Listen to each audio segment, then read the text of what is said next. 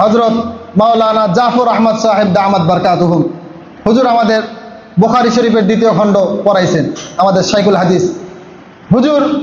প্রথম জীবনের ইতিহাস আমি শুনেছি, হুজুর মালিবাগে খেদমত করেন। মালিবাগ বিশাল বড় মাদ্রাসা আছে, জামিয়া শরিয়া, এই মাদ্রাসায় খেদমত করেন। তো হুজুর ইচ্ছা যে হুজুর যাবে হলো হজে, কিন্তু হুজুরের সেই রকম সামর্থ্য নাই। আমাদের হুজুরদের যে অবস্থা, তাতে আসলে আমাদের হজ যাওয়া খুব মুশকিল, বাহ্যিকভাবে টাকার দিক থেকে না, খুব মুশকিল। কিন্তু হুজুরের অবস্থাটা এইরকম ছিল শুরুর দিকে।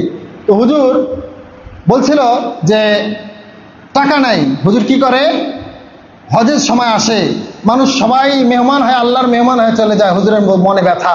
হুজুর কি করে, হুজুর টাকা নাই। হুজুর নিজের ঘরের বিবি যখন ভাতের জন্য চাউল দিত, হুজুর সেখান থেকে 1 মুঠ করে চাল রেখে দিত। যেটা বলে সুবহানাল্লাহ, 1 মুঠ করে চাল রেখে দিত আর বলতো, আল্লাহ আমি আপনার ঘরের মেহমান হতে চাই, আল্লাহ আপনার ঘরের মেহমান হতে চাই।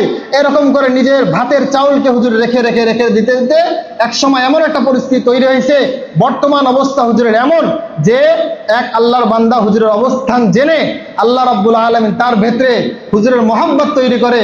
ওই আল্লাহর বান্দা এত বড় লোক, বলছে যে হুজুর আপনি এবার হজের মধ্যে চলে যান। প্রথমবার যখন হজের মধ্যে গেছে, এরপর বলছে, হুজুর আমি যতদিন বেঁচে আছি ততদিন আপনি বিনা দ্বিধায় কোনো টাকা পয়সা ছাড়াই হজে চলে যাবেন। চিল্লায়া বলেন সুবহানাল্লাহ।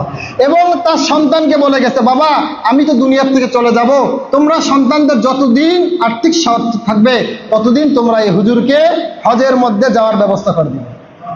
আমাদের বুখারী শরীফের দর্শে দেখি হুজুর 2 দিন 3 দিন 5 দিন নাই। কয়দিন নাই? 5 দিন নাই। পরে শনিবার হুজুরকে জিজ্ঞেস করে, হুজুর কোথায় গেছিলেন?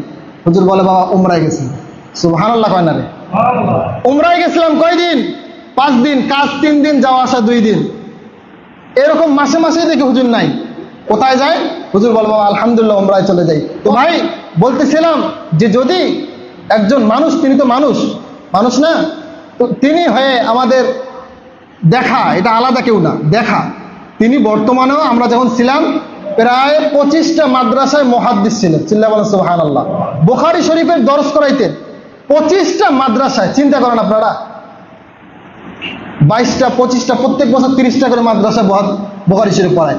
এটা হলো দিলের তামান্না ছিল তার, আল্লাহ কবুল করে নিছেন। তো বলতেছিলাম আমাদেরও যদি দিলের তামান্না থাকে তাহলে আল্লাহ কবুল করে নেবেনই নেবে ইনশাআল্লাহ। অনেক গরিব হজে যায়, কিন্তু আমরা হজে যাইতে পারি না, এই জন্য আমাদের মনের তামান্না নাই।